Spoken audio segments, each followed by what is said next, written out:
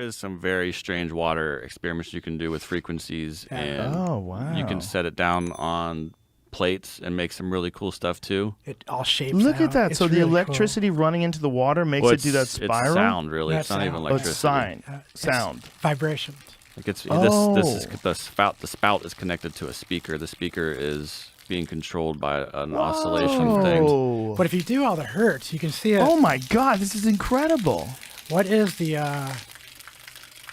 And this is just one experiment for this. There's a lot of other really, really cool ones. There's the ones that run through all the frequencies, and you have these, the balanced frequencies, which is...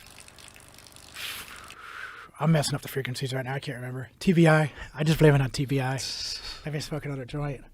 It changes shapes, so it goes into like this hexagram and all these different shapes, depending on what frequency is. So if you change a frequency, the patterns change. Right. And so if it can do that, and then that's what I was talking about, prayer and churches and singing.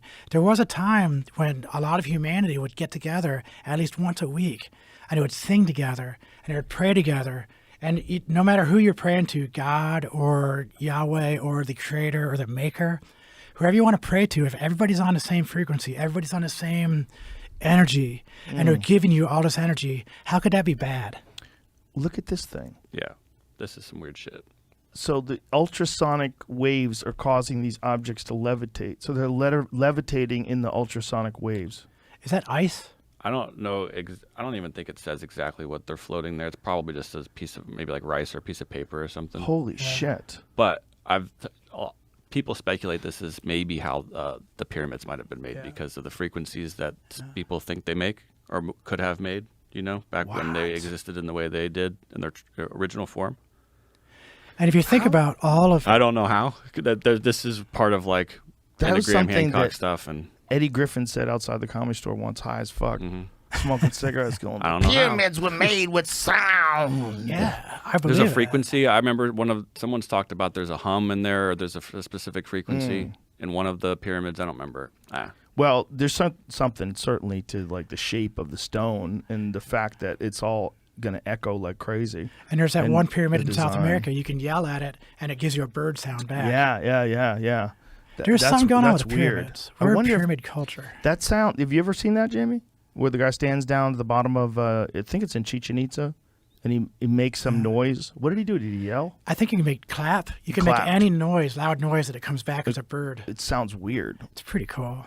And that's like the temple of Quetzalcoatl, I think, too. I might have made that up.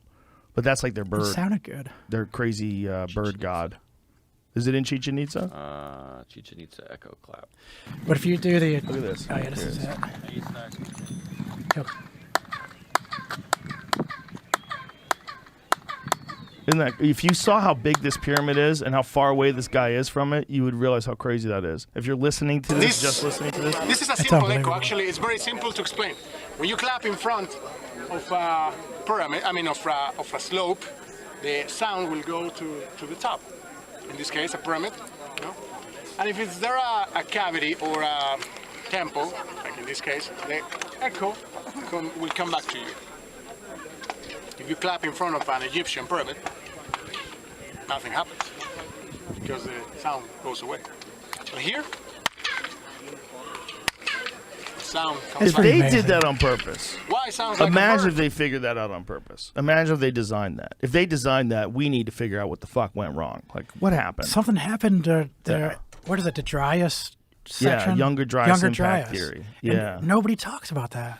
Why don't we ever talk about the fact that we were very advanced human beings doing amazing things, the pyramids and doing this and floating rocks and doing space stuff maybe back in those days. And then it all was destroyed. Now we're rebuilding. Why can't we accept that fact? Well, I think it's civilization has these rises and falls, and we always want to believe that we're in the middle of rising and that we're at the highest level that people have ever been. Because we're way higher than anybody that we know of. And when we look back 1,000 years from now, we're way more advanced than them.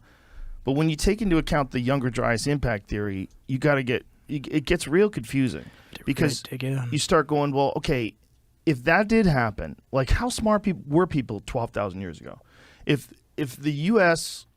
was really covered, half of it was covered in a mile-high sheet of ice. And people were creating these insane structures, like insane, whether it's the pyramids of Egypt or, I mean, I don't know what year Machu Picchu was made, but a lot of people date it back a long time ago as well. I mean, is Machu Picchu from that era? Like, when do they think Machu Picchu was constructed? But it's another one of those things. It just doesn't make any sense. Yeah. It's so amazing. None of it makes sense. Like, how did you get these stones here? They're so big and it's so perfect and beautiful, and the way they contoured the stone to fit into these slots, it's incredible. We can't do it. 1450? We still can't. 1450, really? That seems wrong. There's no way. Oh, that might be just one of those things. There's one of those things where, like, archaeologists, they'll date a thing. And, you know, you can't really date stone, so they date whether it's biological material. They have to find like a piece of wood or something that they can do a carbon dating thing on. You can't date stones. So they're probably just kind of guessing. They might be off. And the thing is, like, that becomes doctrine with a lot of people. Like, they found that thing, Göbekli Tepe, and that threw a monkey wrench into everything. Because for sure, that's 12,000 years old. Yeah. For sure. So that means somebody covered it up intentionally 12,000 years ago. That means they could build this stuff 12,000 years ago. Like, how? How were they able to make these immense stone columns when we think that these people are supposed to be hunter-gatherers? They're saying last occupied was 1450. Oh, that makes sense. And that's what it's just giving me the answer for when I asked. That makes sense.